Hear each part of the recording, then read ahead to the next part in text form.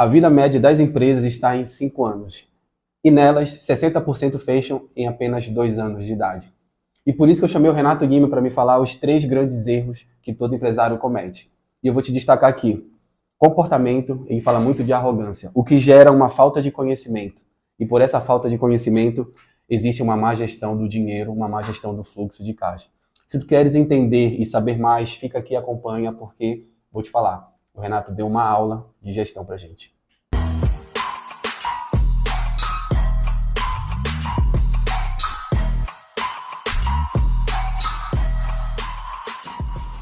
Sejam bem-vindos ao mais novo episódio do Segue o Plano, o podcast que abre a mente de quem quer empreender e de quem já vive o mundo dos negócios.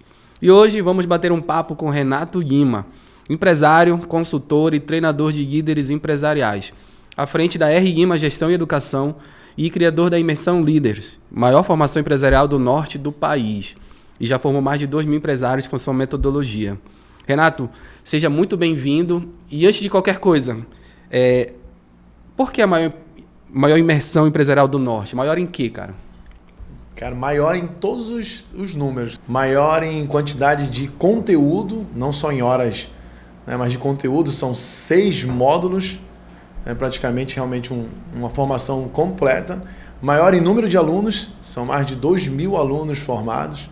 Maior em número de alcance, porque nós temos alunos de toda a região norte.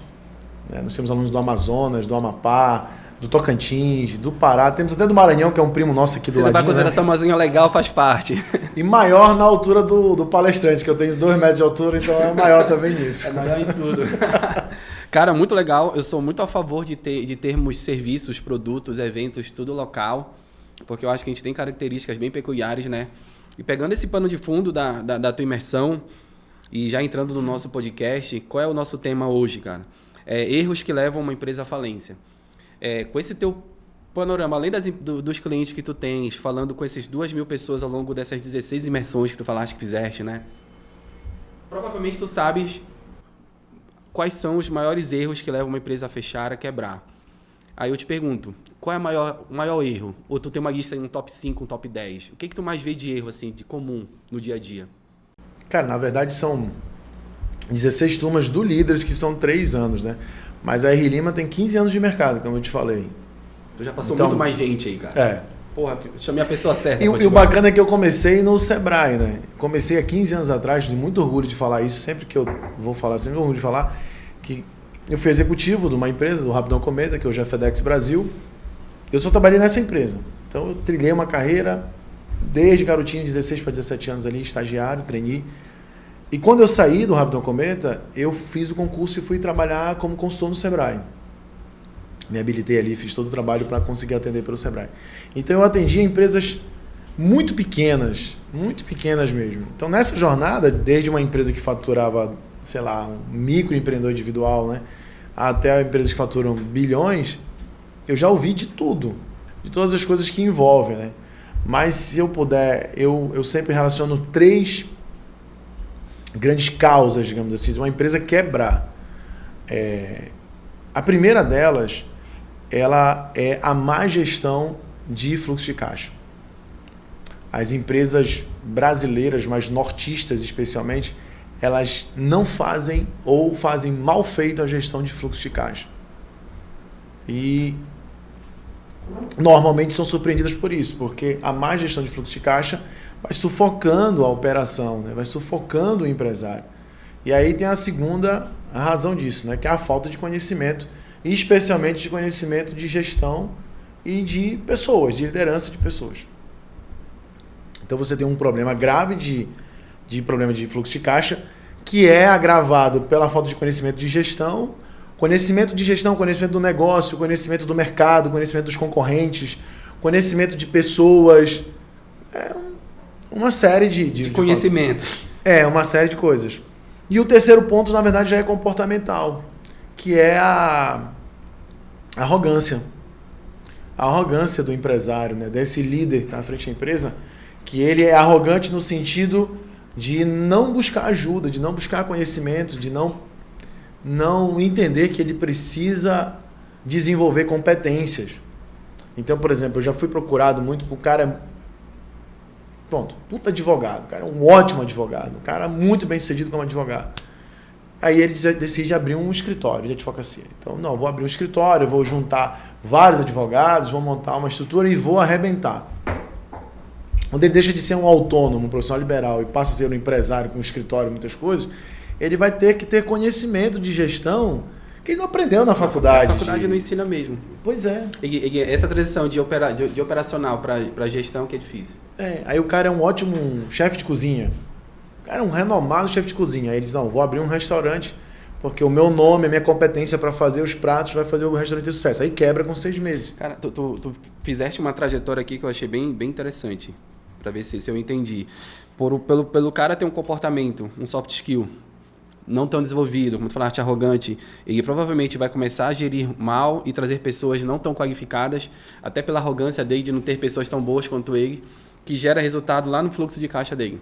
Então, acho que é uma cadeia que vai gerando uma consequência de... E o inverso é verdadeiro também. Dinheiro. E o inverso é verdadeiro também. A má gestão de fluxo de caixa, falta de dinheiro para fazer os investimentos, inclusive em pessoas boas, e agrava ainda mais a arrogância do cara, de dizer que resolve tudo sozinho. É um ciclo sem fim horrível. É um vai e vem, uma mão dupla. Cara, né? Mas antes de a gente continuar, só conceitua para a galera o que é fluxo de caixa. É um termo que a gente fala eventualmente aqui, mas eu acho de difícil compreensão para quem não está acostumado. Gestão de fluxo de caixa, eu sempre digo que é a coisa mais simples, mais básica e, ao mesmo tempo, é a mais importante de qualquer negócio. É a gestão entre entradas e saídas, a gestão entre receitas e despesas. E a maioria dos empresários, eles vivem a gente brinca, né? Eles vivem no regime de competência, não no regime de caixa. Então chega no dia 30 do mês, o camarada vai lá e fatura 50 mil reais, 100 mil reais, 1 milhão de reais. Só que ele faturou 30, 60, 90, 120, 150. Cara, eu ia te falar esse exemplo hoje. Eu estava numa reunião, uma clínica bem grande aqui em Belém. Aí eu perguntei, quanto tu fatura esse mês? Aí ela me deu, ou na verdade em setembro, ela me deu o valor que entrou. Só que dentro da área da saúde, né, tu fatura aqui, tu recebe entre 60 e 90 dias. Então, o que ela está recebendo mês passado, ela faturou... 90 dias atrás. 90 dias atrás. E já pagou imposto. Pronto, esse aí é o clássico problema de fluxo de caixa. Esse é o clássico. É o descasamento entre o prazo médio de recebimento, né, e o prazo médio de pagamento, digamos assim. Porque ela pagou todas as despesas dela com 30 dias. Né? Funcionário é 30 dias, energia é 30 dias, aluguel é 30 dias, impostos... salvo alguns negócios que são antecipados, impostos, mas impostos sobre vendas e sobre lucro é 30 dias. Os fornecedores, a agência de marketing do cara é 30 dias. Prestadores de serviço em geral. A contabilidade do cara, tudo é 30 dias. E até o material de escritório que ele compra. Vai lá, não passa no cartão de crédito 30 Só dias. não é 30 dias o que ele vai receber. Aí ele tem 30 dias para pagar e ele tem 60, 90, 120 dias para receber. Aí o que acontece? Esse descasamento faz com que ele não tenha uma boa gestão disso. Então, em alguns momentos, ele tem um déficit de caixa e aí ele começa um processo de endividamento. Cara, e ele não entende que ele financia a operação. Ele financia. Na verdade, o que financia a operação é o lucro. Só que esse é o grande problema, inclusive dos gurus da internet. Porque hoje, o que se vende hoje? Hoje se vende uma ideia de você crescer, dobrar, triplicar o seu faturamento em 3 meses, 2 meses. Startup. Porque isso vende. E eu não vou te dizer que algum dia na minha vida eu não usei uma nomenclatura como essa. Mas isso, no mundo real... é difícil. É muito difícil. A menos que, se você está diante de uma empresa, então o que eu acredito? Eu estou numa empresa. Essa empresa tem caixa. Tem uma reserva financeira sólida. Tem capacidade de captação de recurso. E é sólida, ela consegue dobrar o faturamento em 6 meses. Mas uma empresa deficitária... que está começando, que tem 6 meses, tem 1 ano, 2 anos de mercado, não tem caixa, não tem reserva financeira, como é que ela vai dobrar o faturamento dela? Se isso necessita de investimento. É só para você ter uma ideia, se você pegar um estudo da Stone, por exemplo, outro dia eu estava lendo isso, cerca de 95% dos clientes da Stone, na maquininha de cartão, assinam o contrato com antecipação automática. Isso que eu ia te perguntar, antecipação. Antes de eu te perguntar, fala um pouco dessa questão de antecipar recebíveis, cara. Por que o cara antecipa? Ele antecipa para tapar um buraco no fluxo de caixa dele. Agora, quando ele antecipa, as antecipações, por exemplo, elas em média de 6 a 10 meses, elas podem chegar até 10% de taxa de juros de antecipação. Então o negócio do cara nem tem um lucro de 10%. E ele paga 10% só de taxa de antecipação. Porque ele precisa tapar o fluxo de caixa.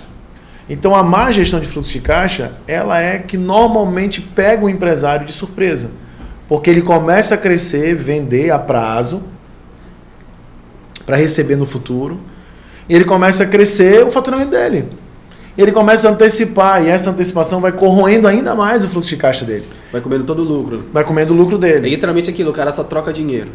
Ele troca dinheiro. E aí ele, empolgado com o crescimento em regime de competência, porque ele está vendendo bem em regime de competência, se o contador trouxer uma DRE para ele em regime de competência, ele diz, meu Deus, bombei. Eu tô rico. E tem uns empresários que olham a DRE lá em regime de competência, olham o faturamento, diz, caraca, faturei 1 milhão, 200, 300 mil a mais, então o meu Prolabore que eu estava tirando 10, eu vou tirar 40 esse mês. Enquanto que, na verdade, aquele dinheiro não entrou no caixa. Renato, eu posso dizer que é daí desse pequeno problema, dessa visão meio míope do empresário, que dá aquela sensação nos caras de, porra, trabalho, faturo, mas não vejo dinheiro. É daí que vem essa sensação de não ver o dinheiro? É exatamente disso.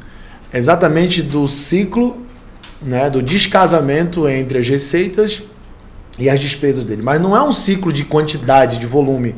Não é que ele pague, não necessariamente ele paga mais do que ele recebe, mas ele paga antes do que ele recebe. Então ele tem uma necessidade de capital de giro antes do recebimento dele. Aí ele vai lá e traz a valor presente, ele vai lá e antecipa esses recebíveis. Só que essa antecipação de recebível vem junto... Tem um custo. O custo, né? Os juros da antecipação. O custo da operação. E esses juros vai corroendo a lucratividade. Então se você parar para pensar, isso deveria ser o pontapé inicial da vida empresarial. Eu deveria começar. Mas como é que você começa uma vida empresarial com gestão de fluxo de caixa se a maioria das pessoas não faz essa gestão de fluxo de caixa na própria vida pessoal? Cara, eu ia falar a mesma coisa. O cara não faz. Inclusive, né, nessa reunião que eu te falei que eu fui dessa clínica, eu tava falando com os gestores, né, que estavam abaixo dos sócios. E eu falei assim, cara, se a gente não tiver uma educação financeira doméstica, a gente não consegue ter uma educação financeira empresarial. Porque empresas são feitas de pessoas. Então, se eu não consigo controlar R$10 em casa, vou controlar aqui dentro. Talvez falta até essa questão de gestão de fluxo de caixa doméstico. Que a gente não teve na faculdade nem na escola, né? Nossos pais não tiveram. Pelo menos meus pais não me ensinaram isso aí, pô, nem a faculdade. Eu vou aprendendo com as pessoas que vêm aqui, com livros que a gente vai ganhando e tudo mais. Mas pegando esse nós somos encorajados primeiro. E depois, em algum momento, ensinados a valorizar o ganho e não a gestão do ganho. Cara, perfeito. Então você tem a comunicação hoje no mundo digital, em outros lugares, e não fazendo crítica a quem está lá, tem muita coisa boa, mas a maioria é sempre te ensinando a ganhar, a prosperar, a fazer dinheiro. Só que, na verdade, não é quem ganha mais dinheiro que de fato prospera. É quem gasta melhor. É quem administra melhor o recurso. Administra melhor esse movimento de receitas e despesas. Cara, aí vieram duas coisas na minha cabeça, Renato. Uma é essa pra mim é uma febre, tipo uma epidemia, cara, que tem desses gurus de investimento. O pessoal só fala investir como se tu pegasse R$1.000 e investisse lá, vai ficar rico. Eles esquecem que para tu investir, tu precisa sobrar. E tu só sobra trabalhando e gerindo melhor o teu dinheiro. Então, tu só vai conseguir investir se tu trabalhar, sobrar e ter dinheiro para investir. É mais ou menos por aí, cara? Aí você pega, o cara tem problema de fluxo de caixa e ele tem um baixo conhecimento de gestão. E baixo conhecimento também de gestão de outras áreas, não só da área financeira. Gestão comercial, de estratégia de negócio.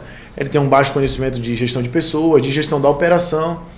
Então, existem outros problemas na empresa que não são no fluxo de caixa. O fluxo de caixa é só o fim da linha, é só a consequência. Aí o cara começa a ter rotatividade de funcionário, então ele está sempre demitindo gente, contratando gente, isso tem um custo. Ele começa a ter problema de hora extra, ele começa a ter problema de insubordinação, ele começa a ter problema de processo, ele começa a ter muita perda dentro do processo dele. Até de precificação também. De informação de preço, aí ele tem problema de venda, então ele até consegue atrair cliente, mas o cliente não fica, ele perde cliente. Isso vai agravando.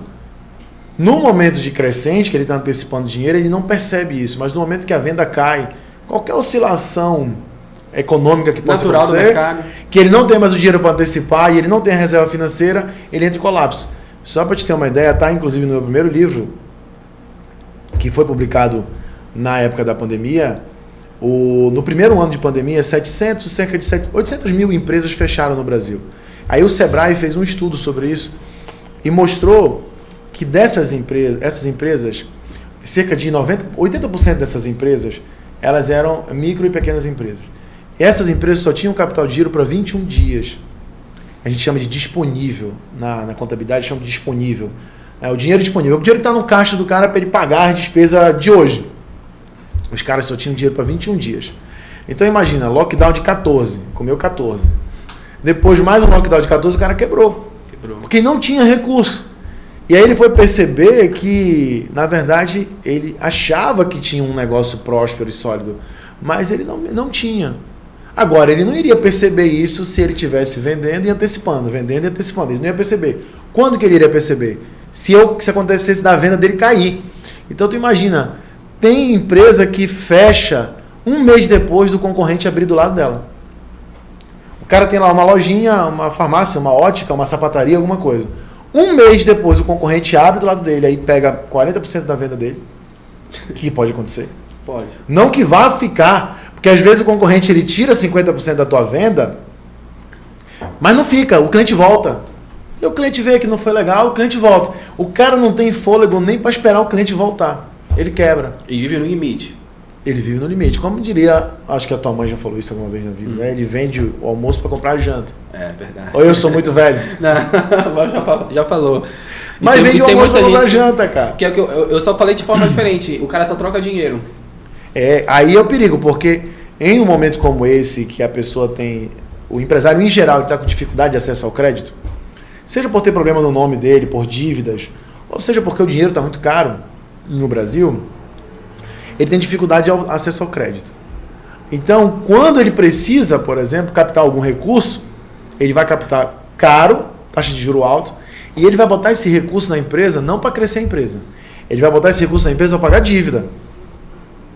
Então, ele pegou um empréstimo que vai aumentar a despesa dele mensal, porque tem que pagar, amortizar esse empréstimo, só que ele não cresceu a empresa. Só que esse dinheiro não gera riqueza. Não, ele só vai para despesa. Ele só vai pagar mais dívida, então vai corroer ainda mais o lucro dele. Então, cara, tu falar de uma coisa que eu queria falar com alguém faz muito tempo, que eu não sabia com quem. Vou aproveitar que tu estás aqui. Pronto. Bora. Sobre estruturar crédito, cara, estruturar empréstimo e tudo mais. Tu vê, é normal aqui na nossa região, quando eu falo estruturar essas operações, é dar algo em garantia, pegar um crédito mais barato, fazer algumas operações mais complexas. Vou te dar um exemplo aqui, o estúdio que a gente está. Eu fiz algo parecido, mas não numa proporção grande. Eu dei algo meu em garantia, peguei um empréstimo, botei aqui e já deu o retorno suficiente para pagar o que eu peguei. Paguei juros, mas não juros muito altos do mercado. Nesse sentido, de estruturar realmente crédito, tu chegas a ver no teu dia a dia, com as conversas que tu tem ou não? Esse é o caminho natural. Provavelmente você fez um plano. Ou não fez o plano? Na verdade, eu peguei um dinheiro emprestado e botei investimento meu como garantia. Eu fiz uma estruturação nesse sentido, que saiu mais barato. Não me descapitalizei, porque o que algumas pessoas falam? Ricardo, tu tem dinheiro, pega teu dinheiro e paga tudo à vista. Para mim não faz tanto sentido assim todas as vezes. Não faz. Se eu podendo pegar dinheiro, eu peguei a 1% ao mês de juros, botei no meu negócio me rendeu muito mais que 1% de mês, para mim fez sentido, cara. Mas é porque você desenhou o plano perfeito, digamos assim, né? Que você pegou um recurso para fazer um investimento de algo que vai gerar receita. Perfeito, gerou receita. Ou vai gerar incremento de receita se a empresa já existisse. Esse é o plano correto. As empresas não deveriam fazer investimentos com recurso próprio. Elas deveriam fazer investimento com recurso de terceiro. Se não 100%, mas pelo menos 50-50 ou 60-40. Mas o que é um investimento saudável? É um investimento que vamos tentar ser bem didático. Eu faturo 100 hoje, eu vou captar um recurso para que eu fature 150, para que eu fature 130, para que eu fature 200. Então, quando eu faturar 130, 150, 200, esse incremento de venda vai me permitir pagar o empréstimo. Sem mexer no meu orçamento. Sem mexer no meu fluxo de caixa. No meu fluxo de caixa. Então, a grande questão é que as empresas, o Brasil é campeão de uma modalidade de empréstimo chamada empréstimo para capital de giro. Os juros é alto E o Brasil é caminhão. Gerente de banco adora oferecer empréstimo a capital de giro. Nada mais é do que um empréstimo para pagar dívida.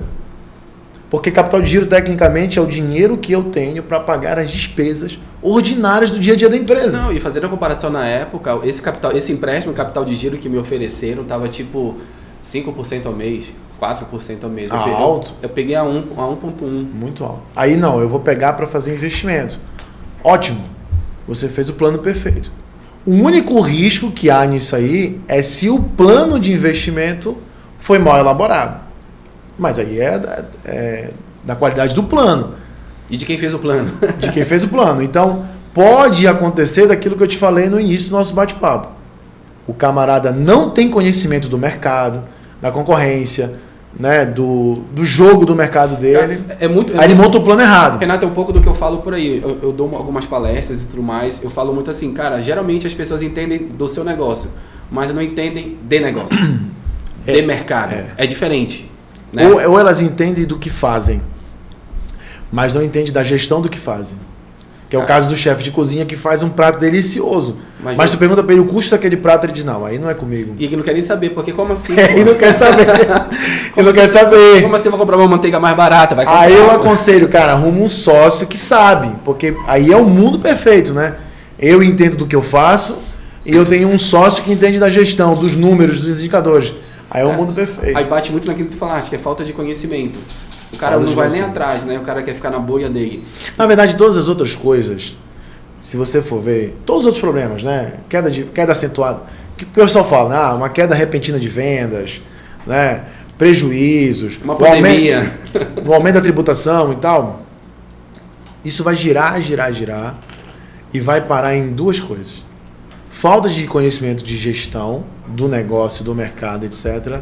E falta de conhecimento, falta de capacidade de liderança das pessoas, que está muito relacionado com a arrogância, com essa visão empresarial de que eu não preciso aprender porque eu sou bom, eu sou empresário e eu não preciso aprender. Isso faz muito sentido, porque a gente fala com muita gente também, como eu te falei, a gente tem um banco aqui de 200 clientes, e alguns clientes já passaram, já quebraram, e eu lembro de alguns que quebraram, Renato, que a gente falava assim, Ricardo, não preciso disso porque eu sei o que eu faço.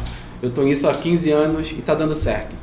Só que, cara, é muito forte dentro de mim o seguinte, que o que me trouxe até aqui, me trouxe até aqui. Não garante meu futuro. Então eu preciso sempre me aperfeiçoar para coisas novas. É isso que tu estás falando? É isso. Eu já vi muita gente falar isso também. Só que eu sempre digo o seguinte.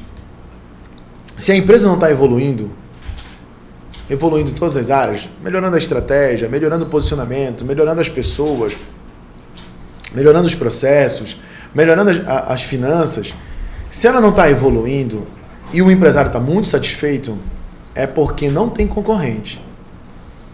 Não tem concorrente. O dia que chegar um concorrente de verdade, essa empresa vai sentir.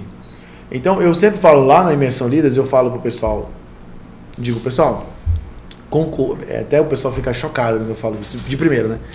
Falo, pessoal, vocês, é muito fácil competir na região norte. É muito fácil. O mercado aqui é medíocre. Aí o pessoal, quem que tá falando que é medíocre? Não. Aí eu falo, faz o seguinte, relaciona para mim 5 concorrentes diretos da tua empresa que te ameaçam diretamente. Aí o cara começa. Não tem 5. Tem 3. 3,5. Tem um que é. Ou quando não, ele chama de concorrente, tipo, o cara fatura 1 milhão e o concorrente dele fatura 50 milhões. Não é teu concorrente direto. O cara tá numa outra camada que você. Concorrente direto, você não tem mais do que 5 concorrentes. Cara, isso é verdade. Eu fiz uma reflexão rápida aqui. Não tem. Você não tem, eu não tenho. Eu tenho 2, cara. E eu tento bater papo, inclusive eu quero falar com vocês, cara. Eu quero tomar um café com vocês, cara. Aí o cara tá desesperado pensando no concorrente, achando que o problema é o concorrente, porque é arrogante, ele não quer buscar conhecimento. O problema está dentro da empresa dele, o problema está na gestão dele. Então, isso é o grande mal hoje na nossa região, é que as pessoas, elas não estão buscando, não em geral, assim, mas até porque não existe, nada é absoluto, mas uma grande parte das pessoas não está buscando conhecimento. Aí está culpando o governo, É sempre um terceiro. É sempre um terceiro. E eu não acho, assim, na verdade eu não acredito em político nenhum. Para mim, nenhum político vai resolver a nossa vida, o nosso problema. Não vai. Nenhum. Nem de direita, nem de esquerda, nenhum. Não adianta terceirizar a nossa vida, não acredito em nenhum. Eu tenho 40 anos, então, pelo menos 30 anos, 25 anos eu me entendo alguma coisa já fala de política, de vida, né? De meu pai falar e tal. E eu nunca vi melhorar, eu nunca vi, de fato, os políticos brasileiros trabalharem, de fato, para facilitar a vida do empresário. Eu nunca vi. Eu vi alguma coisinha aí recentemente, uma reforma aqui, uma reforma ali, mas logo vem uma reforma tributária que aumenta a tributação nossa e de todo mundo. E vai vir mesmo, vai dar... Então, se o cara for esperar que o governo faça alguma coisa, não vai. Aí o cara vai jogar pro concorrente. Meu irmão, Ricardo, o que tem de gente, eu chamo no meu livro de a empresa Xerox, né? Não sei se o pessoal aqui é do tempo da Xerox. Eles acham que não, mas eu sou. A empresa cópia. O que a empresa cópia? Se o concorrente faz, eu faço. Se o concorrente não faz, eu não faço. Se o concorrente faz errado, eu faço também, porque eu tenho que fazer o que o concorrente está fazendo. Quando vê, o cara está se arrebentando, porque o concorrente pode estar indo em direção ao abismo. E o cara só faz o que o concorrente faz. Não, e pegando já... Não inova nada, não faz nada. E pegando o que tu falaste, Renato, eu acho que se o concorrente faz, provavelmente o fluxo de caixa dele permite fazer algo assim que o teu não permite. Ainda tem essa restrição. Ainda tem esse detalhe. Não é? Vou te dar um exemplo. Aqui no escritório, a gente tem não é hábito, é uma cultura nossa, que inclusive é uma coisa que eu quero falar de ti sobre cultura. O primeiro mês do nosso cliente é sempre gratuito. As pessoas não entendem. E a gente tem um fluxo de caixa para isso. A gente consegue fazer o cara não pagar para a gente. E uma estratégia nossa é essa, um pouco de dar antes de receber. Se o meu cliente hoje meu concorrente for fazer algo parecido, será que ele tem o mesmo fôlego que eu? Será que ele tem a equipe com a cultura de vamos trabalhar de graça e entregar a mesma coisa? Então é muita coisa envolvida, só copiar não funciona. Não é? Ao contrário, né? Copiar vai dar problema, né? Fora que você fica refém de ser uma empresa que não consegue inovar. Você nunca lança nada, você nunca faz nada diferente, porque você só faz o que o concorrente faz. Então, tu pode ver. É tipo aquilo, deu certo para ele, vai dar para mim. As promoções são todas iguais, né? Os planos são todos iguais. Então, Deus tem me dado a graça até de ser reconhecido por alguns projetos que a gente ajudou a construir dentro da região norte, em Belém, no interior do estado, que era exatamente a antítese disso. Procurava o inverso disso. Procurava fazer o que o concorrente não está fazendo. Procurava pensar numa forma diferente de literalmente operar. Fora da caixa. E isso vai afetar a operação da empresa. Só que aí, para a gente fechar o ponto do fluxo de caixa, como é que tu fazes um empresário que está endividado, que está vendendo de manhã para antecipar à tarde pagar as contas, como é que tu faz esse cara endividado, sem caixa, sem gestão de caixa, sem equipe, pensar fora da caixa? Inovar, ser criativo, lançar algo novo. É muito difícil, porque ele está literalmente alienado ali, ele está refém daquela operação. Cara, eu falei que está numa espiral tão ruim que ele não tem segurança de pensar algo diferente e quer só resolver aquele problema de falta de dinheiro. É mais ou menos isso. Ele quer só resolver o problema de falta de dinheiro. E aí ele pode ir aos extremos, né? Depreciar o produto, depreciar o serviço. Empréstimo atrás de empréstimo, deixar de pagar o imposto. Contratar gente ruim, só porque é mais barato. A pessoa é mais barata, uma faixa salarial mais barata. Já corta o marketing, que é o que faz o cara vender, aí tu começa a... Aí vai, corta o marketing. Aí de repente a empresa cresce, aí quebra. Faz os arranjos, né?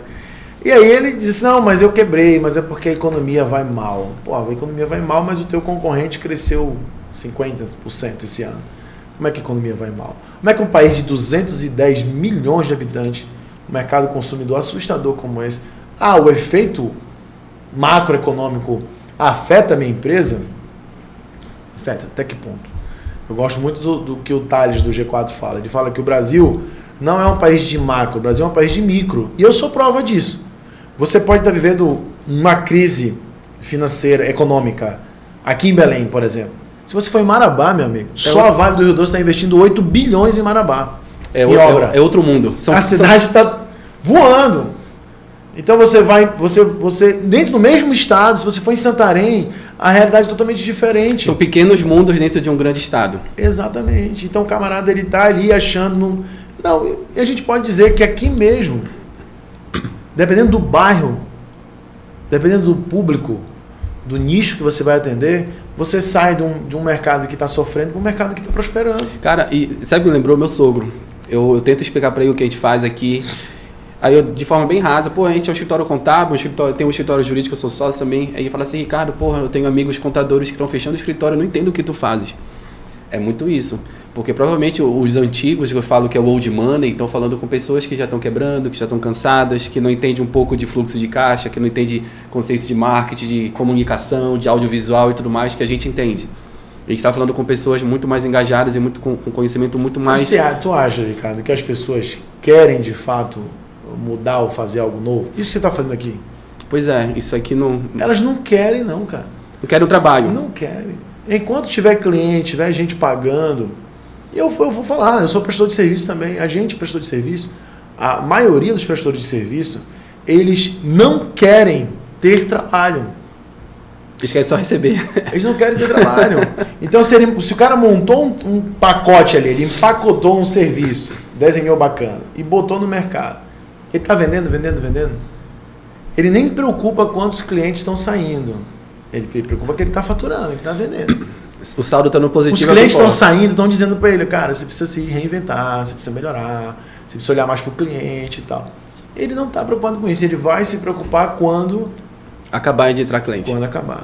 Aí normalmente aí já é tarde demais. Aí onde entra a cultura. Tu achas que falta uma cultura mais empreendedora na nossa região como um todo? Tu acha, inclusive, que isso é um erro nosso local?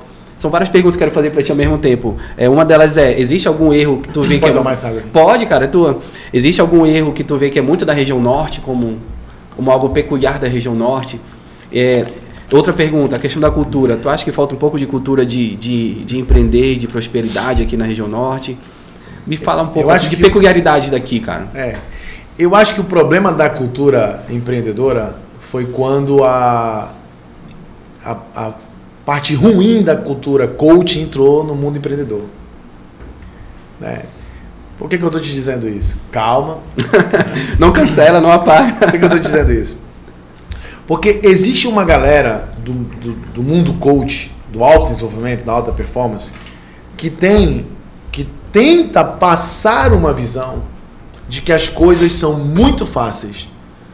Né? De que se você não pegou os 5 passos para ficar milionário e não aplicou e não ficou milionário, é porque você é um cara fraco, ruim. Entendeu? Você não é alta performance. Você não é alta performance. Então, o que eu estou pegando? Eu estou pegando esse cara que está com muita vontade de ser empreendedor, de empreender, de prosperar. Esse cara entendeu que sendo funcionário dificilmente ele vai enriquecer. Ele entendeu tudo isso, que ele precisa correr risco, que ele precisa empreender e tal. Só que ele entra no jogo achando que é fácil. E só pela motivação, não pela razão. Ele entra no jogo motivado, ele entra no jogo com todos esses insights, com todos esses 3 passos, 5 passos, 10 passos. E aí vamos pegar o caso seu, aí ele vai e contrata um contador. Só o que ele diz pro contador? Cara, abre uma empresa para mim assim, quanto é que tu cobras? Ele não chama o contador, cara, senta aqui. Me faz um parecer da tributação. Quanto eu vou tributar se eu faço do meu negócio? Me faz um parecer dos riscos do meu negócio. Me faz uma visão tua como contador acerca do meu mercado. Aí ele liga para um advogado, que ele precisa de um advogado ou alguma coisa, ele não pega uma consultoria com esse advogado. Para o advogado conversar com ele, falar dos riscos trabalhistas, né? Ele não sabe nada. E ele vai direto para o fazer e abandona toda a busca de conhecimento, do planejamento. Eu falo assim, ele tem um negócio, ele não tem uma empresa. Porque negócio é o campo da ideia, se tudo dá certo, é o Excel dele. Exatamente.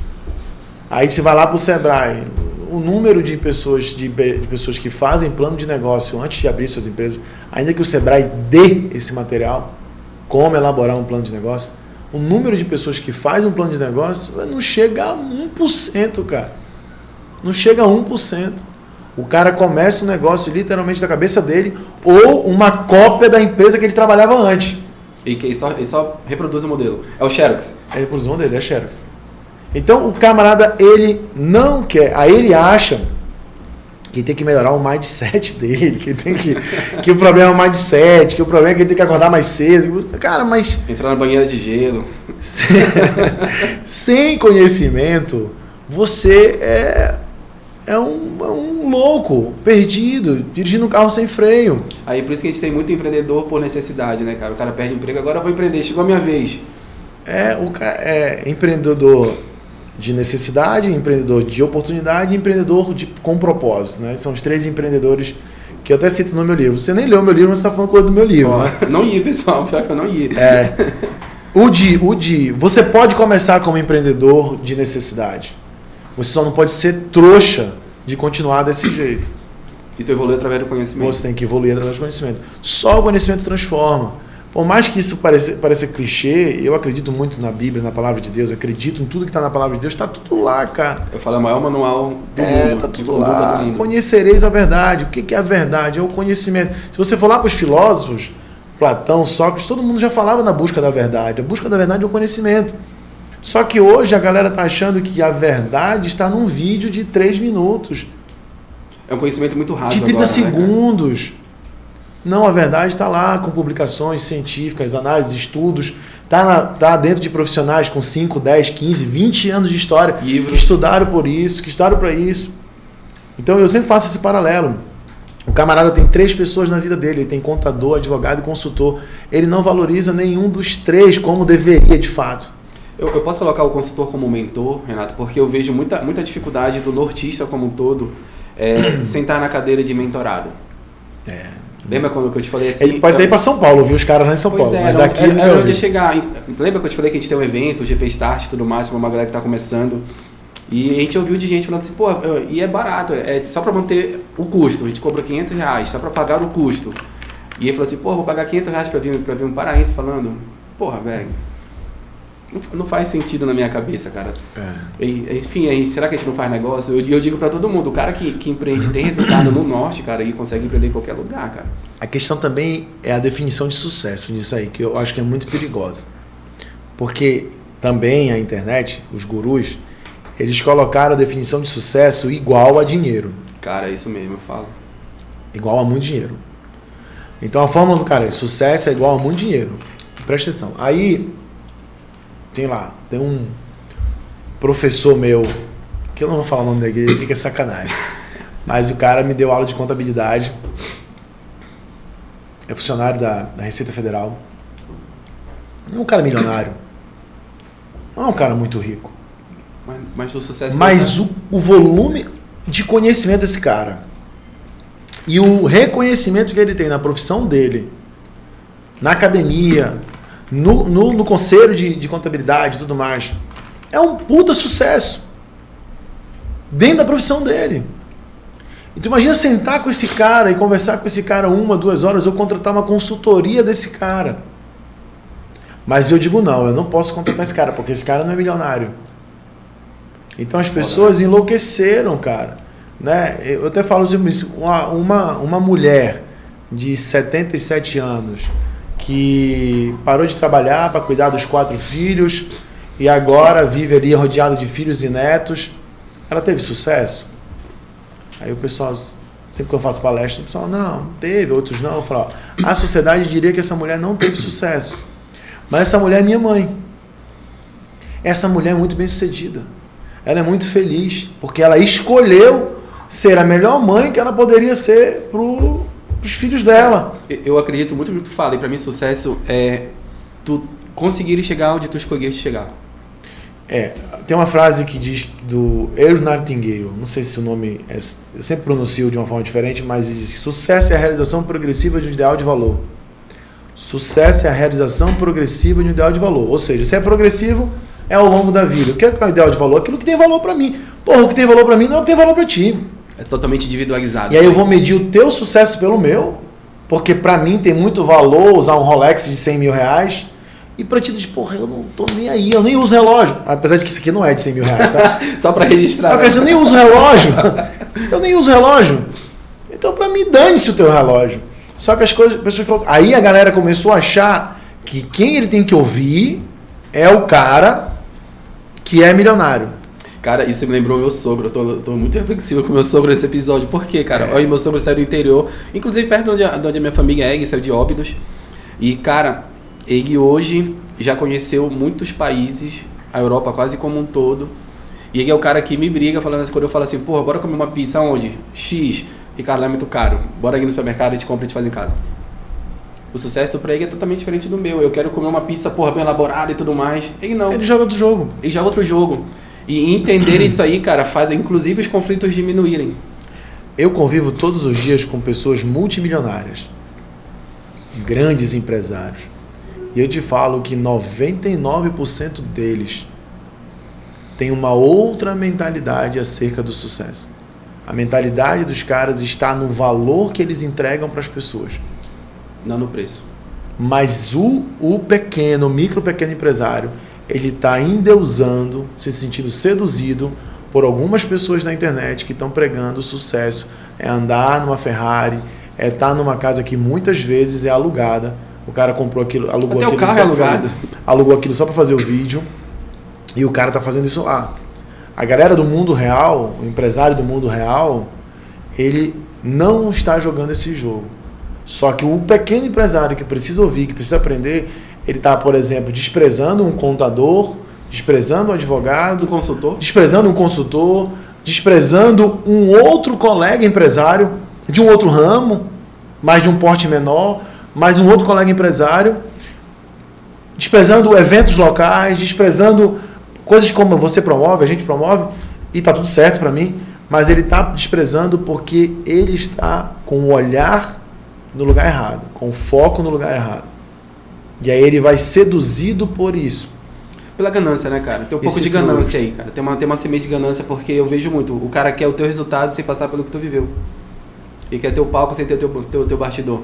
Ou a ganância somada com a preguiça, porque normalmente esses caras eles vendem uma fórmula mágica que você vai encurtar o caminho, vai economizar tempo e você vai, entendeu, construir uma puta empresa de sucesso em 6 meses, em 1 ano.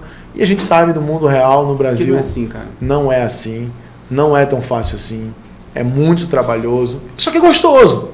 Né? Trabalhar, quem trabalha com propósito, quem tem realmente algo para entregar para as pessoas, é muito gostoso. Né? Você chegar em casa no final do dia e você, tive um dia intenso de trabalho, mas eu entreguei o meu melhor e eu estou caminhando para construir uma empresa de sucesso. Cara, isso tudo que tu fala de propósito envolve todo esse pilar que tu botaste aqui, né? Vou botar gestão de dinheiro, não fluxo de caixa. Gerir melhor o dinheiro, aprender sempre. E quando tu fala aprender, Renato, eu achei muito legal, que é conhecimento em mercado, gestão e pessoas. Tu vê que é muito macro, né, cara? É multifatorial. Não é só do negócio em si. Como tu falaste, tu falaste muito do chefe de cozinha. O cara é foda aqui fazendo um prato. Mas o pós-venda, a venda, a gestão do dinheiro que entra, do dinheiro que sai, treinamento dos garçons e tudo mais, será que o cara sabe? Então aí entra a questão do comportamento, da arrogância. Cara, eu achei incrível. A arrogância, ela é o, que a gente tava falando, combustível desse. O cara prefere contratar uma mentoria de um cara que está numa Ferrari, de que alguém aqui que, veio do interior, construiu algo e tem algo sólido. Outro dia eu falei para um cara, o cara falou assim, eu vou num curso lá de um cara em São Paulo, 20 mil reais e tal, e eu vou porque o cara, eu falei, cara, bacana, legal. O cara tinha uma empresa de médio porte, né?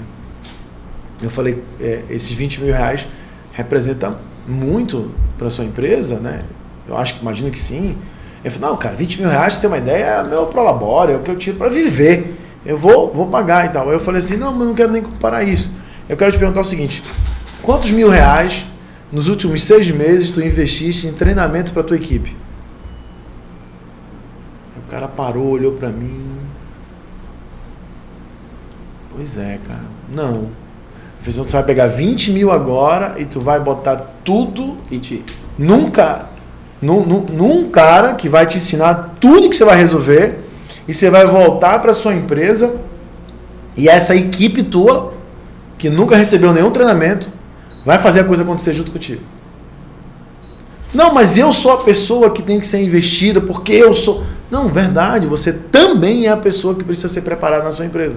Mas imagina se tu pegar 20 mil reais e tu treinar você e todo mundo. Quantas outras opções de treinamento?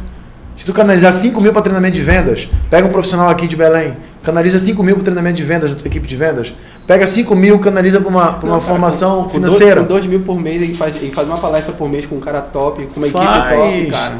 Com 500 reais, que 500? Com 300 reais por mês no cartão de crédito, ele acessa uma plataforma com um universo de cursos, como administradores.com, só coisa fantástica, cara. Até na G4 lá, G4 Skills. Aí o cara pega 20 mil e põe num evento com o cara e volta para a empresa. Motivado só. E a equipe dele não tá preparada e ele vai envolver no operacional ali e vai... Cara, ainda tem isso. Tu acha que isso de não evoluir a equipe, um grande erro que faz as empresas quebrarem, cara? Porque eu tô com isso na cabeça tem um tempo. Eu tenho um parceiro que falou assim, Ricardo, tem equipe que tá presa em 5 anos atrás. Não evoluiu junto com a empresa, junto com o empresário. E parece que trava a empresa, né? Essa questão de educação continuada, de evolução das pessoas em si. Tu acha que é um grande erro? Talvez depois da gestão de fluxo de caixa, a gestão de pessoas ela é um dos maiores problemas. Porque as pessoas da empresa, as pessoas em geral, todos nós estamos aqui, em geral, nós somos pessoas procrastinadoras. Por natureza. Por natureza, é nosso. Né? Então, nós precisamos de alguém que nos tire da zona de conforto. Isso é fato. Não estou dizendo que isso precisa ser um guru, um coach. Pode ser um sócio, pode ser a esposa, pode ser o marido, alguém que te incomode, pode ser um amigo, pode ser um pastor, pode ser pai e mãe, pode ser um irmão. Né? Não estou dizendo isso. Mas nós precisamos disso. A empresa tem que ser esse coach. O dono da empresa tem que ser esse coach. Ele tem que ser o cara que promove o tempo todo o desenvolvimento da equipe para que essa equipe saia da zona de conforto.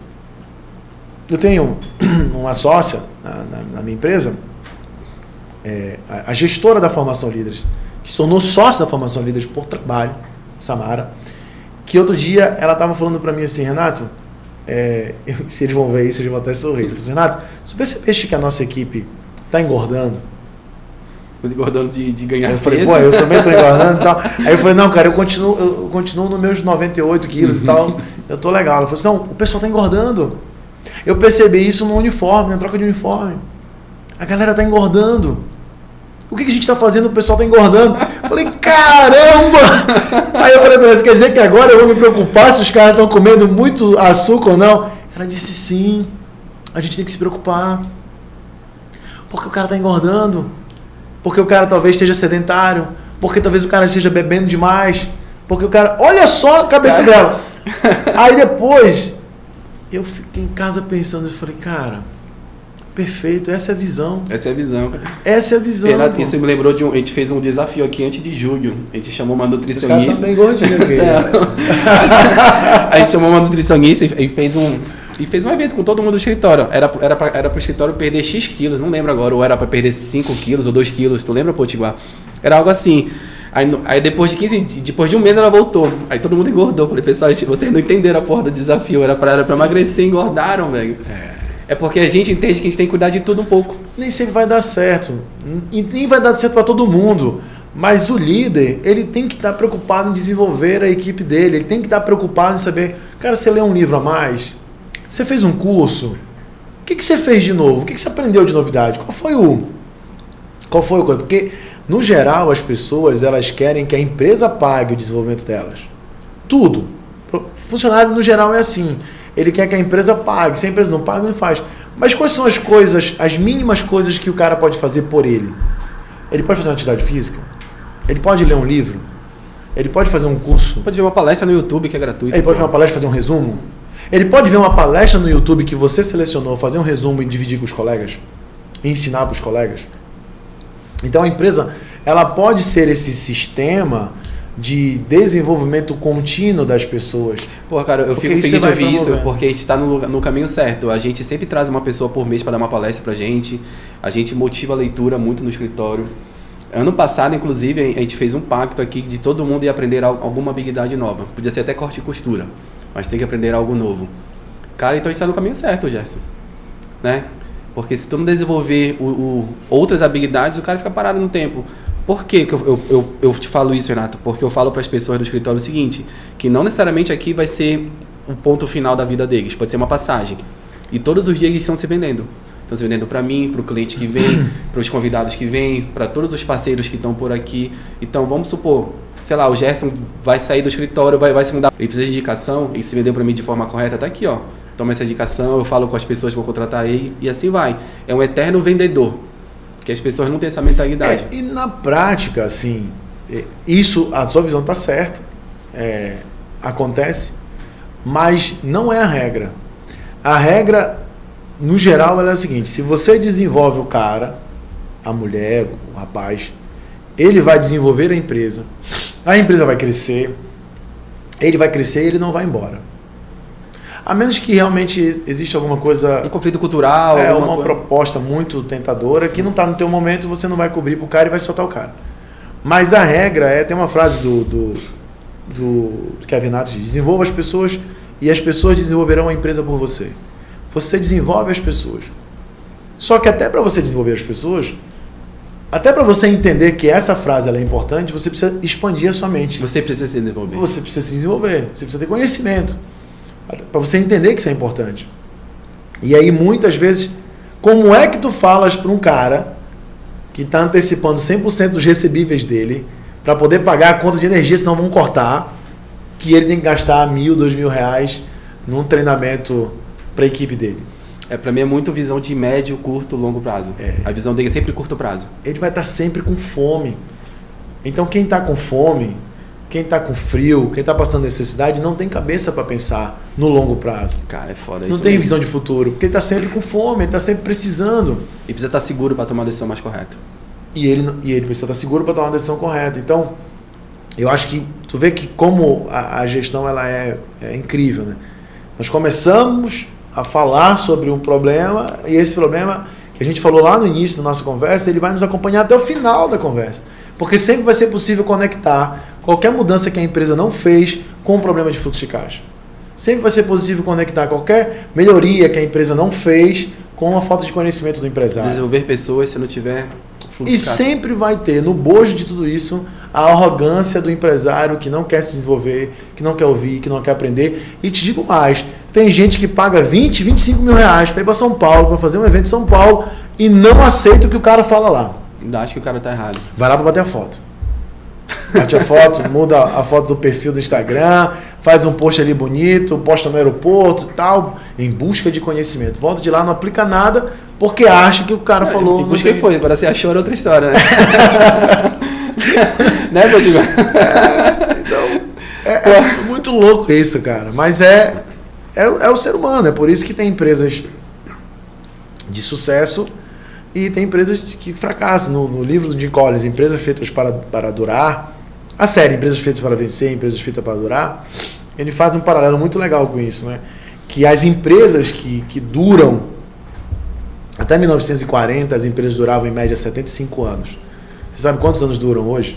Eu já vi alguma pesquisa, algo em torno de uns 25, 20 anos, não é? 5 anos. Eu vi alguma pesquisa nesse Elas duram em média 5 anos. Mas teve uma evolução, 40, 20... Isso.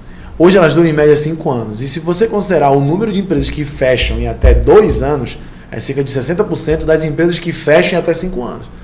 Então, das que fecham até 5 anos, cerca de 60% fecham em até 2 anos. 2 anos, o cara pega a economia de uma vida, abre um negócio e quebra em 2 anos.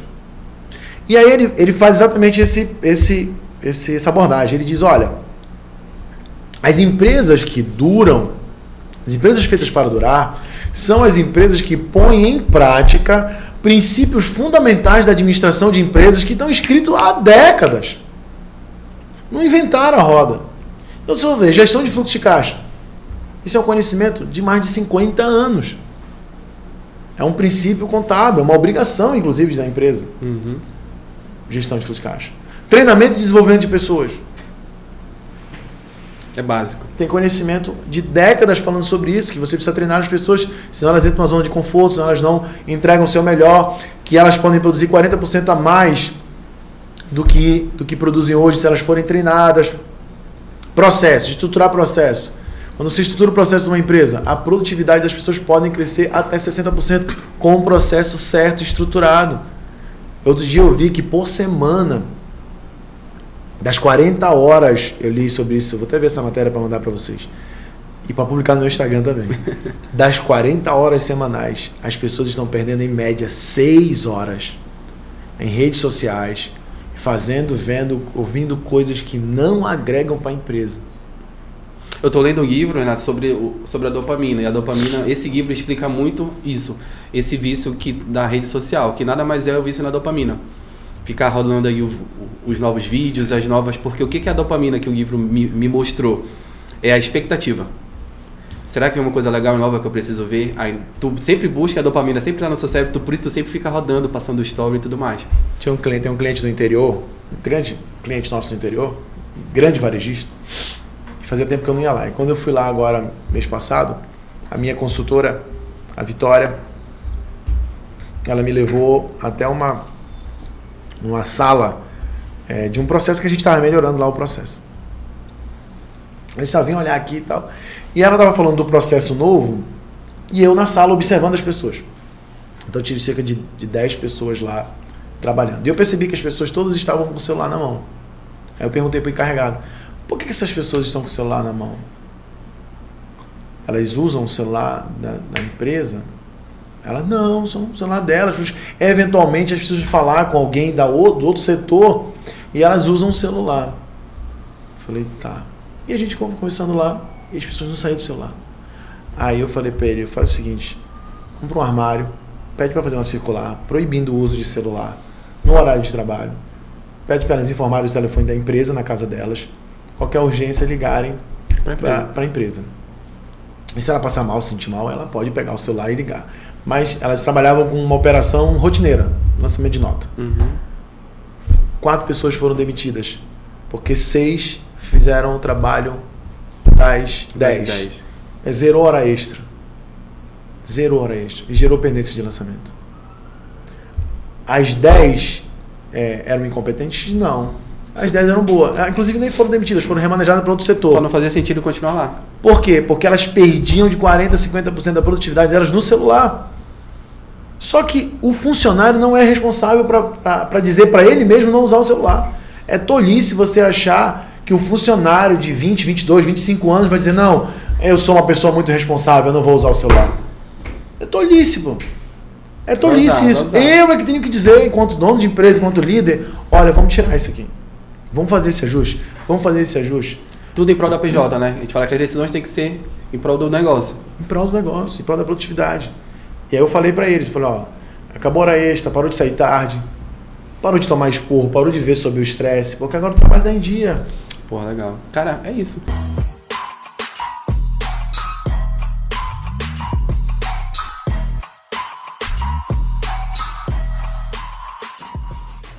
E Gerson, eu tava vendo, já tem quase 1 hora, Gerson. Pois é. A gente fala pra porra aqui. Falou quantos da pauta? Eu só fiz 2 perguntas do Tá batendo essa meta da pauta? Renato, vamos pra reta final. Porque eu não faço podcast atrás do corte, né? Eu não sou bom de corte. Você pegou falando? A gente vai engatando uma coisa na outra, cara. Você tem que me parar porque eu não sou bom nisso. Não, mas pra mim foi incrível. Pra mim a gente tratou realmente nos principais erros. Aí eu queria saber de ti, já indo para a reta final, tu falasse um pouco da tua imersão, desse teu evento. Me explica como é que funciona, explica para a galera que escuta a gente, porque a gente precisa saber que existe coisa assim na nossa região. Legal, assim, eu tenho 15 anos à frente da R Lima Consultoria, como eu te falei, a R Lima Gestão e Educação. Há 3 anos nós lançamos um braço educacional na nossa empresa, que tinha como objetivo inicial formar líderes empresariais. Formar em conhecimento realmente técnico, prático, para ele aplicar na empresa dele. Então nós estruturamos uma formação que ela tem 6 módulos: estratégia, gestão de pessoas, gestão comercial, gestão de processos, gestão financeira e liderança. Sexta, sábado e domingo. São 3 dias, são 30 horas, mais de 30 horas de formação, e a pessoa tem um plano pronto para sair e aplicar na empresa dela. Tu cria um plano de negócio com ela aqui, nesses 6 pilares? Um plano para ela aplicar nos 6 pilares da empresa dela. Pô, legal. Que é a metodologia com foco em gestão, com foco em resultados. Que tu aplica nos teus clientes? Na nossa consultoria e tudo mais. E aí, nós já estamos na 17ª turma, agora em novembro, a 17ª turma nossa, num projeto que começou timidamente com uma turma de 50 alunos, já formamos mais de 2.000 líderes entre empresários e gestores de empresa, porque a gente encoraja o empresário a trazer a equipe. o gestor, né? O gestor dele, gerente, até supervisor, para participar do curso e ser formado nessa metodologia, tem diploma, certificação, coisa bem bacana. Então, é um projeto que agora a gente está expandindo a nossa área educacional para outros cursos, ainda no âmbito presencial. A gente tem alguma coisa online, mas é restrito aos nossos alunos do Líderes ainda. E a gente está expandindo isso. 2025 vai vir muita coisa nova aí ligada a curso e tudo mais. A formação Líderes, ela é fantástica. NPS 9.9. Assim. Cara, incrível. Um amigo meu deu nota baixa e perdeu esse 0.1. Acho que sacana, velho. A NPS fantástica. Só para não deixar 10, mas de propósito. Mas... convido seu público aí, os seus... não sei se é seguidor não, né? É público, deixa do jeito que tá. É público, né? A galera que escuta seu aí. Seu público que escuta, que vê, que conheça, né? @rlima. Eu posso falar? Pode, cara, tem que falar. Tá na hora de falar? É o corte, Vila. @imersão líderes, é o da formação líderes. Leaders, né? No inglês, líder. E @rlima consultoria, que é da nossa consultoria. Pô, legal. Estamos na reta final. E você está convidado. Não estarei lá. A participar 22, 23 já vou ter trabalho e 24 de novembro aqui em Belém. Nós estamos nas últimas vagas já, graças a Deus. Porra, pode deixar que estarei lá, cara. Sexta, sábado e domingo. Sexta, sábado e domingo. No domingo termina um pouco mais cedo, mas sexta e sábado é punk aí. É punk. A gente entra... Mas sexta o dia todo, é só a parte da noite? Não. O dia todo. O dia todo. De manhã, tarde. O evento começa às 8 e vai até às 22 horas. Porra, sexta e sábado. É puxado. Aí no domingo a gente encerra ali 17, 18 horas. Não, vou sim. Pode mandar o convite que estarei lá. Então pronto. Gerson, reta final. Alguns o quê, Potiguar? Recados, obrigado, Potiguar. Isso é importante. Tem um livro, você tem que falar do livro que você ganhou. Livro, cara. Porra, Potiguar. Cara, ganhei 2 livros aqui, Entre Planos e Ações e Gestão de Resultados. Me fala um pouco dos livros, cara. Ele vai me ajudar em quê, na verdade? Só pra mostrar pra galera. Tira uma foto aí, pô, Gerson. Pois é, tira uma foto aí. Pronto, foto tirada. Vai me ajudar em quê, cara, esses livros? Acha onde? Cara, o primeiro, o azul, é gestão pura, né? Como estruturar a gestão, os pilares fundamentais da gestão, do básico da gestão de uma empresa, gestão de pessoas, finanças, com muitos cases reais de clientes nossos. Fala de fluxo de caixa também, é importante. O capítulo 7, inclusive, só fala de fluxo de caixa. Porra, legal, cara. Capítulo 7. E esse outro aqui, o Planos e Ações? Entre Planos e Ações foi um livro que surgiu porque eu tinha relacionado 7 pontos que eu via nos empresários de sucesso que convivem comigo, que a gente atende na consultoria, e eu via exatamente coisas que esses empresários têm e que faziam muita diferença na vida deles. Tipo hábitos comuns, tipo, por exemplo, disciplina, foco, valorização da equipe. Por exemplo, o último capítulo desse livro é a importância de você comemorar as suas conquistas. Cara, eu comemoro, todo final de mês eu comemoro, eu paguei todas as contas do mês. Comemoro. Então, a gente não comemora, cara. Pequenas conquistas. Normalmente o empresário não comemora e não vibra com as suas conquistas, e isso ele deixa de alimentar o engajamento, a motivação dele, porque ele não comemora. Então eu comecei a relacionar os 7 pontos, todos os meus livros têm 7 capítulos, né? Os 7 pontos disso aí. Eu acho que é meio cabalístico esses 7, Gerson. Tem alguma coisa aí por trás.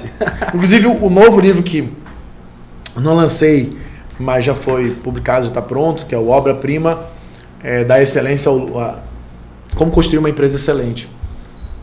O Obra-Prima, ele é a explicação, né, o desdobramento da metodologia que eu criei, que está no meu primeiro livro, que é o Método Prima, mas aí a gente vai ter que gravar um outro podcast para te fica explicar. Marcado aí, cara. Para eu te explicar sobre isso. E acha onde, Renato? Só na editora aqui, Yes Books?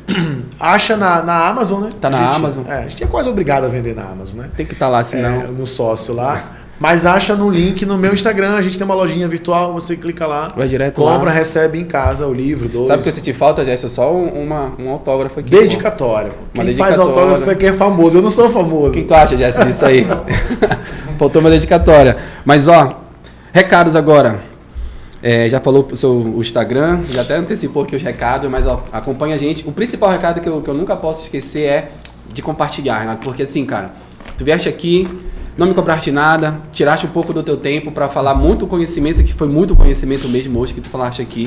Essa aula de fluxo de caixa, de como isso impacta na empresa, porra, foi foda, foi muito bom. Obrigado pelo teu tempo, então compartilha para 2, 3. Eu ouvi dizer que dá até azar se não compartilhar, Gerson. Pô, o cara veio aqui, tirou saiu entre um cliente e outro e veio. Compartilha. Com 7 pessoas. 7 pessoas, olha aí, com 7 pessoas.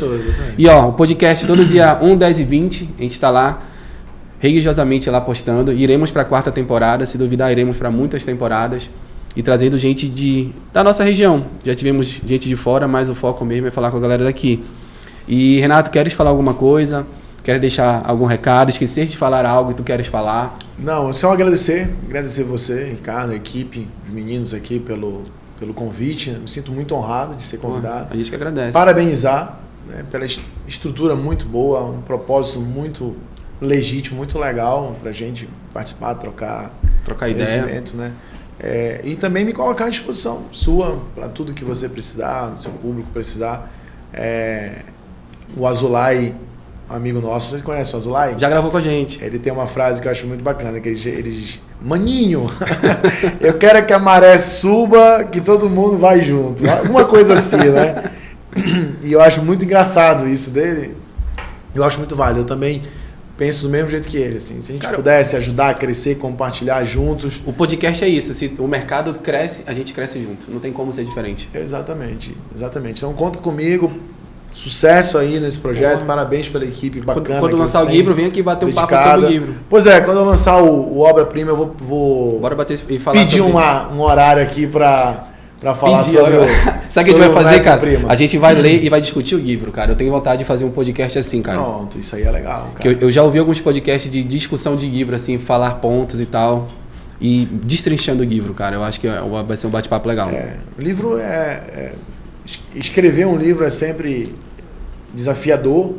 Eu escrevi mesmo, ninguém escreveu para mim. Né?